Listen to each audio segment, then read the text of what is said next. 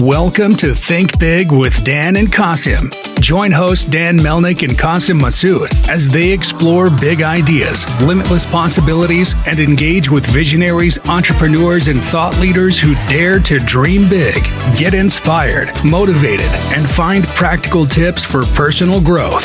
Think big, dream bigger, and ignite your potential. Welcome to Think Big with Dan and Qasim, and our guest today is Elliot. So Elliot, if you want to go ahead and introduce yourself, tell us where you live and what you do. Yeah, of course. My name is Elliot Lyreberg. I am from Sweden and lives here in Stockholm. I'm 23-year-old, like an e-com guy. We have built multiple like e-com brands and also like have actually made just recently one exit. And then we also have like Shopify agency where we help other e-commerce businesses with their Shopify websites and marketing and that type of stuff. So how did you kind of get into the e-commerce space in the first place? Yeah, that's actually a great question. I think it was for like 4 years ago.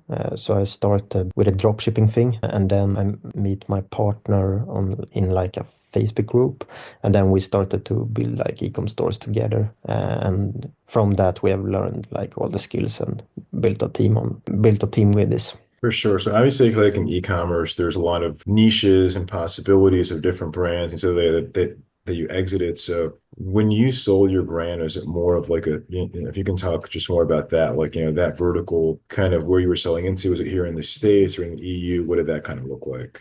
Yeah, absolutely. So we have actually sold two brands. So our first brand was just only like a dropshipping brand where we sold like pet products and have like great revenue. But then the brand that we sold recently, it was like a white labeled brand. So we have the warehouse here in Sweden. We actually made like a contract with the biggest sports store here in Sweden.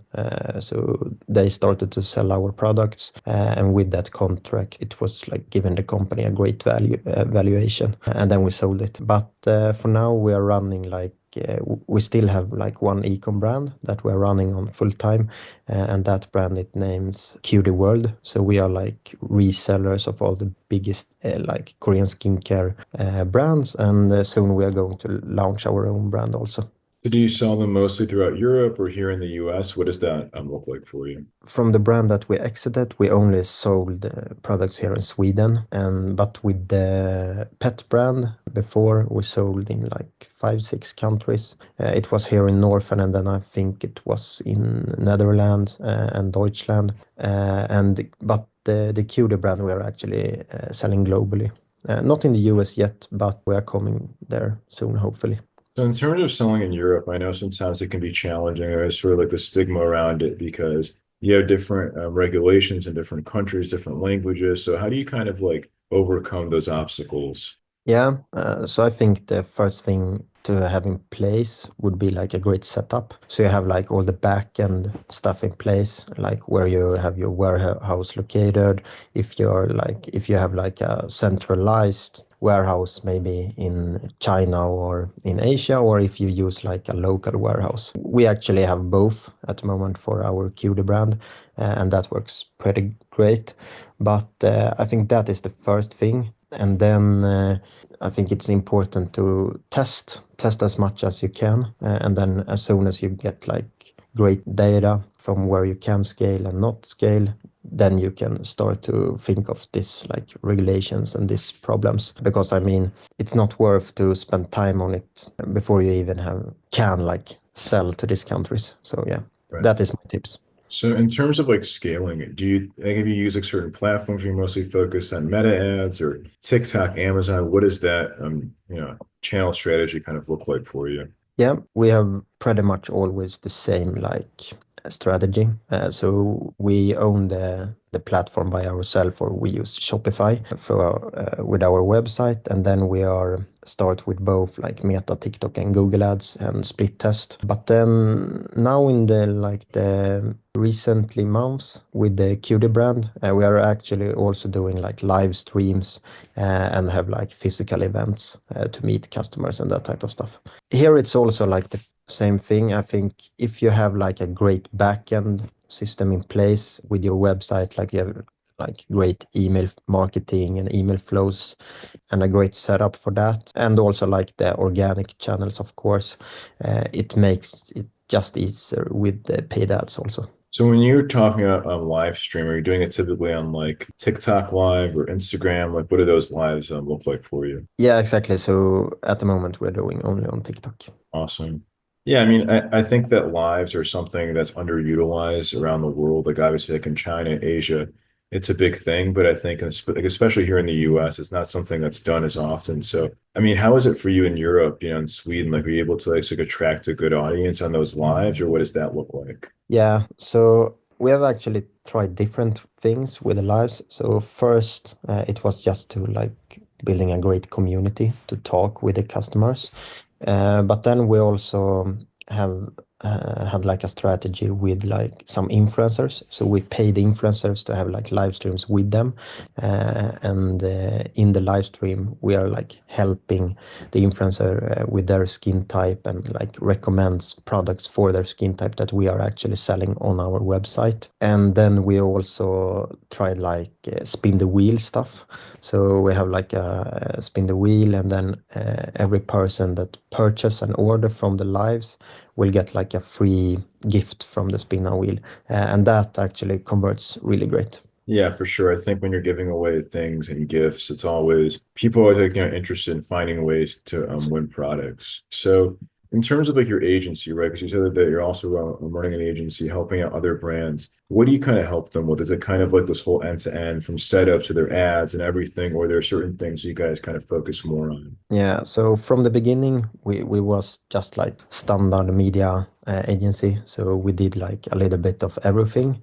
But now in the last months, we sat down and like talked together and said like, okay, we need to niche down to like one problem and solve that and do what we are actually best at. And that was like building like great websites and converting Shopify stores, and also of course with the backend system with, so we fix also like all the email flows and that type of stuff. So yeah, that is the thing we are scaling at the moment. And our target audience now in the beginning is like e-commerce stores that are located on other platforms like WooCommerce or BigCommerce or that type of platforms.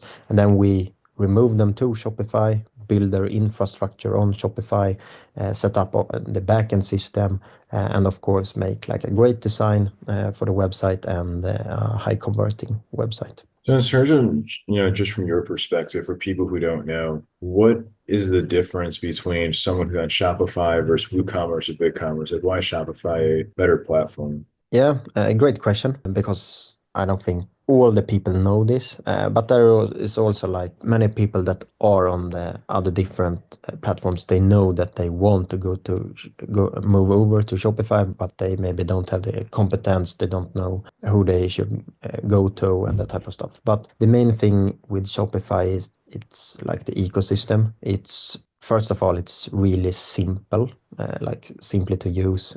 You can navigate very simple, and you understand it very simple. You save time, but then you also like you have great application that you can install. You're very free with it. If you have like a developer like we have, so we also like write custom code. But then, yeah, like I said, it's like a great ecosystem for a e-commerce store. And then of course, it's much easier with the tracking. I know that you can have the tracking in place with like third party platforms like Hyros, but we prefer like to use Triple Whale, and with it, yeah, and that is the same thing with the backend.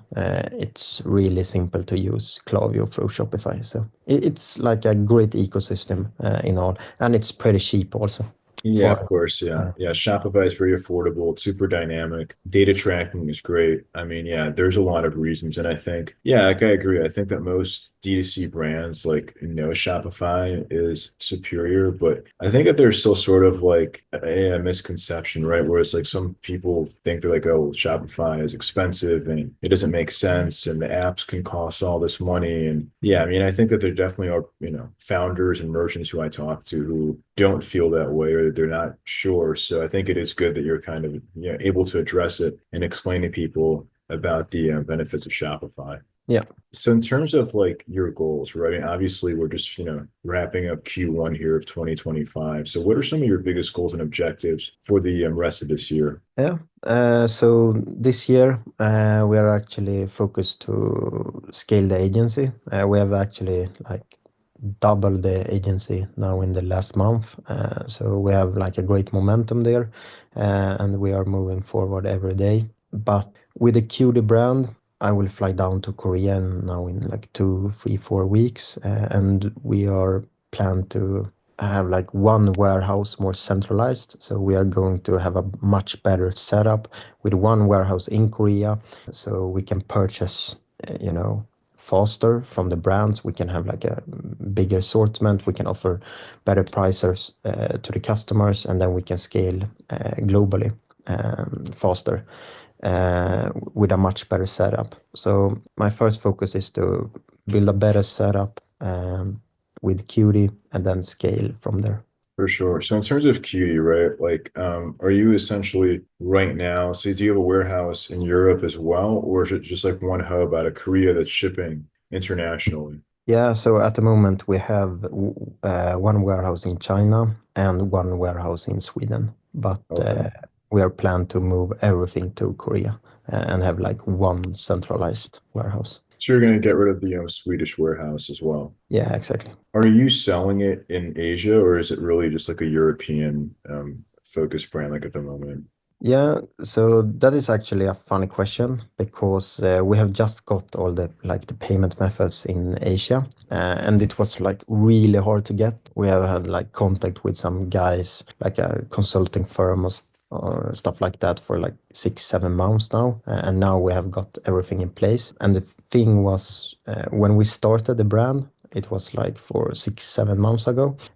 We started ads, like just broad ads, and then we saw the traffic. It was like really, really, really cheap traffic, but the traffic was still great. I think it was like 92 add to cards with like an ad spend of like $50, $60. And then we was like, this needs to be a bug, but then we have like an AI on the website so we can track all the users, what they are doing on the website. Then we saw it was like real persons. And then we saw like, oh, this was really cheap traffic from Asia. And then we saw the potential, and then we talked in the team and said like, we need to get these payment methods in place, and then we can scale in Asia for sure with a much better like ROAS than we have in the Europe. So I think Asia will be our main market, hopefully. So when you say Asia, is it like certain countries? Like, is it in South Korea? Or is it, Singapore, Japan? Like, what does that look like? Yeah, it will be Singapore, India, and also like smaller countries like Iran, Iraq, and that type of stuff. So yeah. Oh, interesting. Okay. And then, so yeah, I mean, yeah, I guess like if you can get that payment method set up, you can take payment from anywhere. But in terms of running ads, like, are you like running ads like in their local languages, or how do you kind of like reach out to those customers? Yeah, so we always prefer like simplicity. So then we just start broad ads on the English language, and then we can see from the data, like, okay, let's say it works really great in Turkey, then we just translate the website on Turkish, translate the ads on Turkish, and of course go to the local influencers in Turkey and like hyper target that country and Yeah, move from. makes sense. Yeah, it's interesting because I know that I've talked to some founders on this show that are selling internationally, and there's kind of a notion that like if they speak English, it's typically like consumers that have more money, that they're higher educated. So some founders are just like, okay, I'm just going to focus on like English only. But obviously, in some countries, it's not always the case where people are very successful and they just don't speak English because they really just don't have to. So. Yeah, but that is also like a great point, 100%. Yeah. So in terms of, being an e-commerce, right? Because you've been in this for, some time, you've had a couple exits, and now you're doing this new company and agency. So I'm curious, like, if you could go back in time to before you got started, what is the one biggest piece of advice that you wish you knew? Just try things online, learn from it, and then new doors will always open on the way. That's good advice. So if somebody watching this wanted to connect with you or to find your business, do you mind sharing your social media or website just best ways to get in contact? Yeah, I would probably say through Instagram or through LinkedIn, and it's just my name, Elliot Lyreberg. Elliot, thanks so much for your time today. Yeah, thank you.